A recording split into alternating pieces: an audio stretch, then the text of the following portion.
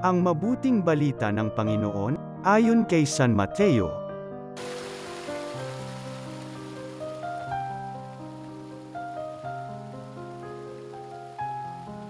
Noong panahong iyon, sinabi ni Jesus sa mga tao at sa kanyang mga alagad, ang mga eskriba at ang mga pariso ang kinikilalang tagapagpaliwanag ng kautusan ni Moises. Kaya't gawin ninyo ang itinuturo nila at sundin ang kanilang iniuutos. Ngunit huwag ninyong tularan ang kanilang gawa, sapagkat hindi nila isinasagawa ang kanilang ipinangangaral.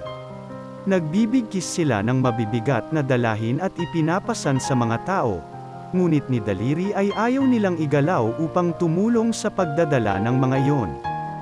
Pawang pakitang tao ang kanilang mga gawa.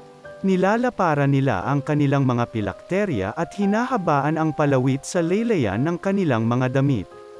Ang ibig nila ay ang mga upuang pandangal sa mga piging at ang mga tanging luklukan sa mga sinagoga. Ang ibig nila ay pagpugayan sila sa mga liwasang bayan at tawaging guro.